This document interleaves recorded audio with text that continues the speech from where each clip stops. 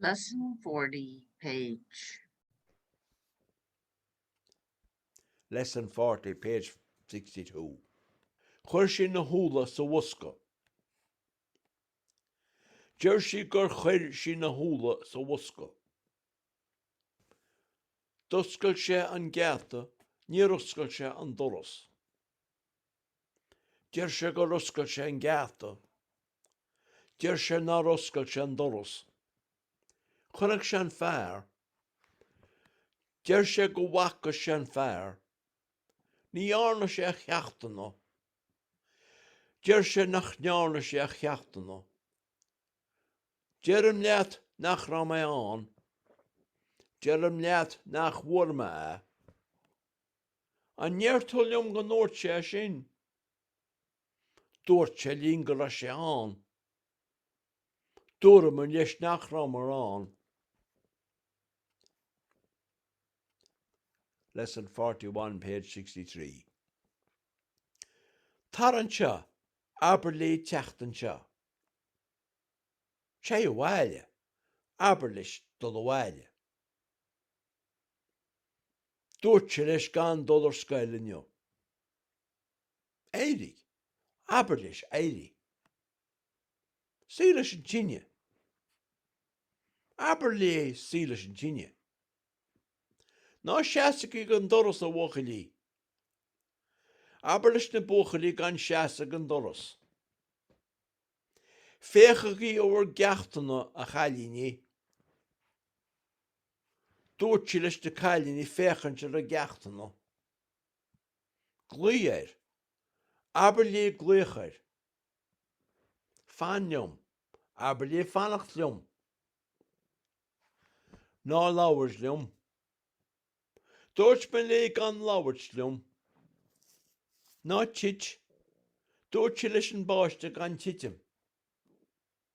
Dúirt an dochtúir liom lí ar me leaba. Dúirt an dochtúir liom lí ar me leaba. Lesson 41, page 65. Cuir an neabhar an mabhart. Aber lé an neabhar a chur an mabhart.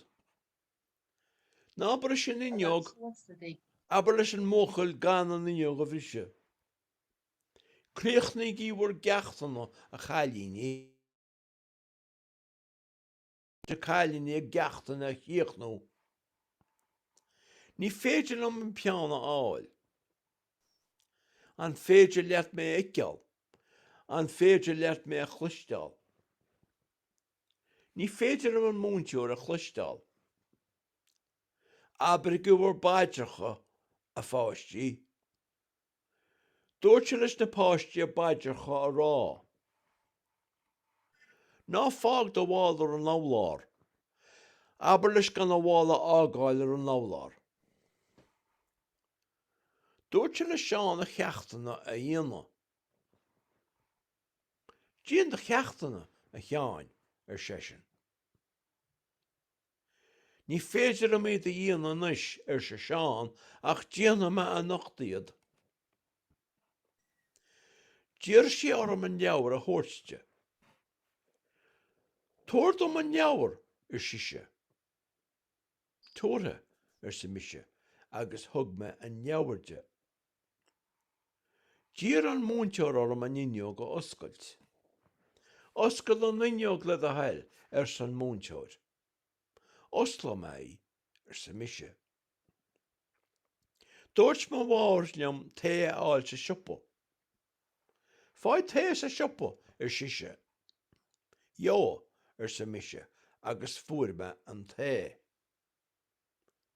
Dír me grifór ógarm uachta róte a cheannach. Ceannaí uachta róte le a heil ar siise. Ceanna ar sa mise agus cheanna me an tuachta róte. Tá do rothair briste ar san tathir. Bechearta dé Iesú. Ní féidir am Iesú an is ar san bóchail. Deisio me a máiricha. Lesson 42, page 67. Is bóchail scaile me ar sa seán. Ní dochtúir me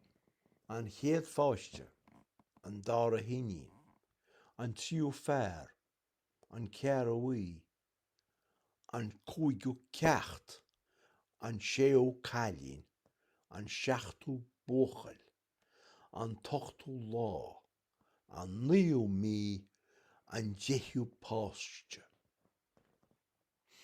Tá sé fé cúig tris de. Bhí an lún go donna ach bhí an bhairt go hálainn. Tá súil agam go mé an sahran go deas. Chonaic mé de céadaine, ní acha mé déardaine.